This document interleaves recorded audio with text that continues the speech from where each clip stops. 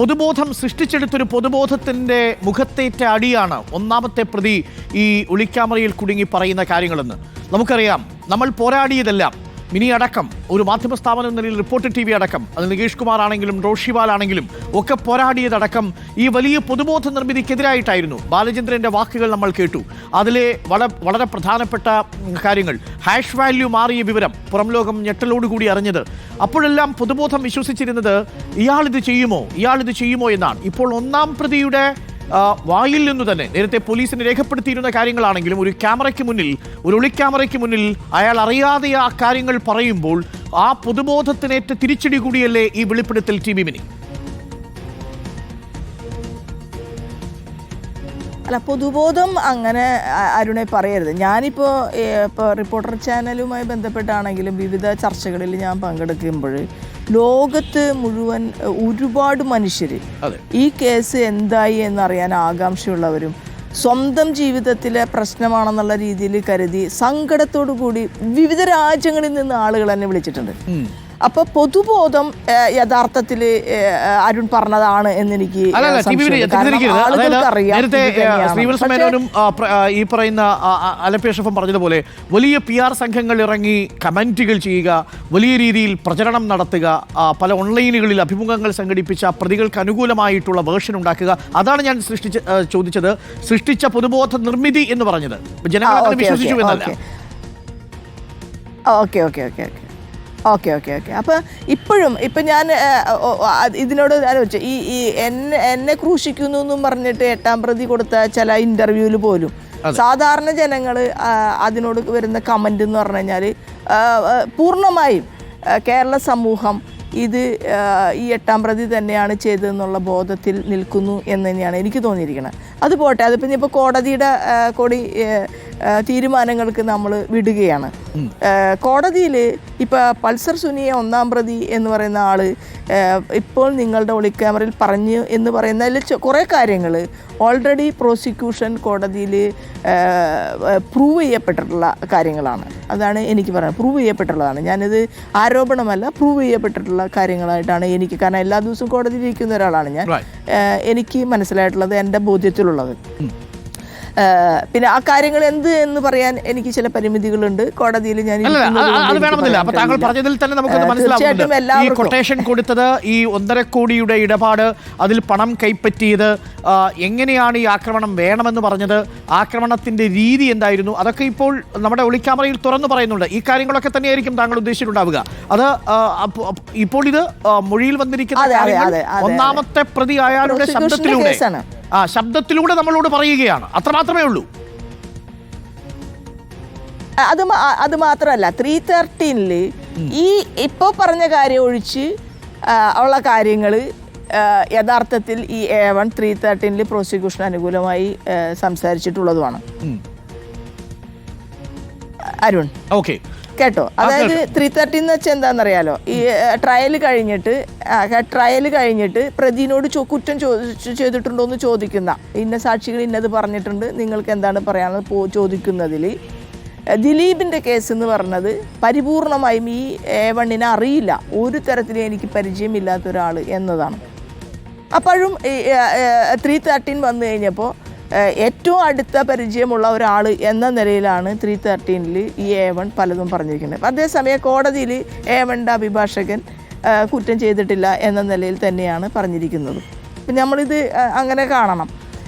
പ്രോസിക്യൂഷനെ സംബന്ധിച്ച് പ്രോസിക്യൂഷൻ ഒരു പരിധിവരെ ഈ പറഞ്ഞ കാര്യങ്ങളിൽ ധാരാളം തെളിവുകൾ ഹാജരാക്കിയിട്ടുമുണ്ട്. ഞാൻ കോടതിയിൽ, ഞാൻ വിക്ടിമിൻ്റെ ലോയർ എന്ന രീതിയിൽ ഞാൻ അവിടെ ഇരിക്കുമ്പോൾ എനിക്ക് പറയുന്ന കാര്യങ്ങളാണ്. പക്ഷേ ഏതൊക്കെയാണെന്നൊന്നും ഞാനിപ്പോൾ പറയാൻ എനിക്ക് കഴിയില്ല. പിന്നെ അതിൽ പ്രധാനമായും നിങ്ങൾ റിപ്പോർട്ടർ ചാനലിനെ സംബന്ധിച്ച് ഒരു കാലഘട്ടം വരെ അതിൻ്റെ അപ് ടു ഡേറ്റ് ആയിട്ട് കാര്യങ്ങൾ ജനങ്ങളോട് പറയുന്ന കാരണം കൊണ്ട് ജനങ്ങൾക്ക് അറിയുമായിരുന്നു എന്തൊക്കെ സംഭവിക്കുന്നത്. നമ്മളും അതിനോട് പാർട്ടിസിപ്പേറ്റ് ചെയ്തിരുന്ന ആളുകളാണ്. പക്ഷേ നമ്മൾ ദീർഘകാലമായി ഇപ്പം അതില്ല. ഞാൻ നേരത്തെ പറഞ്ഞതുപോലെ ഒരു 2 വർഷമായി, അരുണറിയാലോ, ഞാൻ എല്ലാ സാമൂഹ്യ പ്രവർത്തനങ്ങളിലും ട്രേഡ് യൂണിയൻ പ്രവർത്തനങ്ങളിലും മനുഷ്യരുമായി വലിയ രീതിയിൽ ചെയ്യുന്ന ഒരാളായിരുന്നു ഞാനടക്കം ഒരു തടവിലാക്കപ്പെട്ട പോലുള്ള ഒരു ജീവിതമാണ് എൻ്റെയും ആയിരുന്നത്. ഇന്ന് ഈ നിമിഷം ഇതിനെക്കുറിച്ച് ഫർദർ ഇൻവെസ്റ്റിഗേഷൻ നടത്താൻ പറ്റുമോ എന്നുള്ള കാര്യം. കാരണം പ്രോസിക്യൂഷനും ഇൻവെസ്റ്റിഗേഷനും ഓൾറെഡി കടന്നുപോയ കാര്യങ്ങളിലെ ഒരു കൺഫർമേഷനാണ് യഥാർത്ഥത്തിൽ ഏവൻ തന്നിരിക്കുന്നത്. നിയമപരമായിട്ടുള്ള വാക്കുകൾ അറിയാത്തവരോട് നമ്മൾ പറയുന്നു, പ്രോസിക്യൂഷന് കൊടുത്തിരിക്കുന്ന മൊഴിയുടെ കൺഫർമേഷനാണ്, അതിനെ സാധൂകരിക്കുന്നതാണ് ഇപ്പോൾ റിപ്പോർട്ടഡ് ടിവിയിലൂടെ A1 ആയ അക്യൂസ്ഡ് നമ്പർ 1 ആയ ഒന്നാം പ്രതിയായ പൾസർ സുനി നടത്തിയിരിക്കുന്നത്. അങ്ങനെ നമുക്ക് പറയാം അല്ലേ ടി ബി മിനി? അതെ അല്ല അതിൽ പ്രശ്നം എന്താ വെച്ചാൽ പ്രോസിക്യൂഷൻ്റെ കേസ് എന്നാണ് പറയണത് അരുൺ. അതിൽ സോറി ഞാൻ അതിന് ഇത് ചെയ്യണത് കാരണം എന്താ വെച്ചാൽ അരുൺ പറയുമ്പോൾ ലീഗലി പറയുന്ന ഒരു കാര്യം എന്ന് പറഞ്ഞാൽ ചിലപ്പോൾ അതിൽ കൺഫെഷൻ എന്ന രീതിയിൽ, കൺഫെഷൻ അല്ല, പ്രോസിക്യൂഷൻ്റെ സ്പെസിഫിക് ആയിട്ടുള്ള ഒരു കേസ് ഉണ്ട്. ആ കേസിനെ സപ്പോർട്ട് ചെയ്യുന്ന കാര്യം തന്നെയാണ് ഇപ്പോൾ നിങ്ങളുടെ ചാനലിലൂടെ ചെയ്തിരിക്കുന്നത്.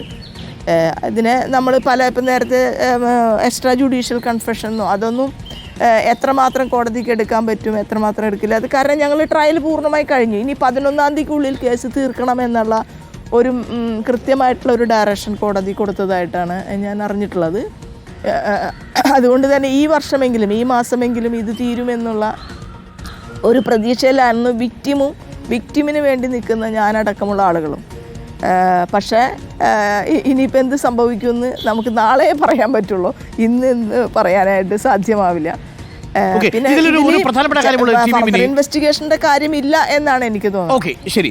ഒരു കാര്യം, ഈ കൺഫർമേഷൻ ആണ് എന്നത് പറയുമ്പോഴും അപ്പോഴും ഈ പ്രതി പറയുന്ന ഒരു പ്രധാനപ്പെട്ട കാര്യം, ഇതൊരു തുടർക്കഥയായിരുന്നു കേരളത്തിൽ. ചുരുക്കം ചില നടിമാരെങ്കിലും ഇതേപോലെ സമാനമായ രീതിയിൽ അതിക്രമത്തിനിരയായിട്ടുണ്ട് എന്ന് ഈ പൾസർ സുനി പറയുന്നുണ്ട്. ഇനി വരുന്നൊരു ഭാഗത്ത് പറയുന്നുണ്ട്, ഇവരെ എന്തിനു വേണ്ടിയാണ് ഈ അതിക്രമത്തിന് ഇരയാക്കുന്നത്? ഇങ്ങനെയൊരു ഗൂഢസംഘം ഇവിടെ പ്രവർത്തിച്ചിരുന്നു, ഈ നടിമാരെ വഴക്കിയെടുക്കുക, അതിനുശേഷം പിന്നീട് സിനിമാ മേഖലയിലെ മാഫിയയെ നിയന്ത്രിച്ചു നിർത്താൻ വേണ്ടി പെൺകുട്ടികളെ, സിനിമാ നടിമാരെ ഉപയോഗിച്ചുകൊണ്ടൊരു വലിയ ഒരു ഗൂഢാലോചന നടന്നിരുന്നു എന്നുള്ളതാണ് നമ്മൾ മനസ്സിലാക്കുന്നത്. അതിന് വരുന്ന ഭാഗത്ത് നമ്മൾ പ്രേക്ഷകരിലേക്ക് എത്തിക്കുന്നതാണ്. അങ്ങനെയാണെങ്കിൽ മലയാള സിനിമയിൽ മറ്റൊരു സിനിമയിലും കേട്ടിട്ടില്ലാത്ത വിധം റേപ്പ് കൊട്ടേഷൻ ഒരു സിനിമയിലെ ആധിപത്യത്തിന് വേണ്ടി ഒരു വിഭാഗം ഉപയോഗിച്ചു എന്ന ഒരു പ്രധാനപ്പെട്ട വിവരം കൂടിയില്ലേ ടി ബി മിനി? അത് മാത്രമല്ല, അതിൽ ഈ ഇത്തരത്തിലുള്ള റേപ്പ് കൊട്ടേഷൻ കഴിഞ്ഞെടുക്കുന്ന കൊട്ടേഷനിൽ റേപ്പ് ചെയ്യുക എന്ന് മാത്രമായിരുന്നില്ല, അതിൻ്റെ വീഡിയോ എടുക്കുക എന്ന് പറയുന്നത് കൂടിയായിരുന്നു. അപ്പം അങ്ങനെ വരുമ്പോൾ ആ വീഡിയോ എടുത്ത് ആരാണോ ഈ കൊട്ടേഷൻ കൊടുക്കുന്നത് അയാൾക്ക് ഈ വീഡിയോ ഉപയോഗിക്കുക എന്ന് പറയുന്ന, അതായത് സാമ്പത്തിക താല്പര്യത്തിനും മറ്റ് താല്പര്യങ്ങൾക്കും വേണ്ടി ഈ വീഡിയോ അത്തരം ആളുകൾ ഉപയോഗിക്കുന്നു എന്ന് പറയുന്ന ഒരു കാര്യം കൂടി അതിലുണ്ട്. അതായത് വലിയ ഒരു സെക്സ് റാക്കറ്റ് മാഫിയ എന്ന് വേണമെങ്കിൽ പറയാം. അതും കൂടി അതിൽ ആ സൂചനകളിലുണ്ട് എന്നാണ് എനിക്ക് മനസ്സിലാവുന്നത്.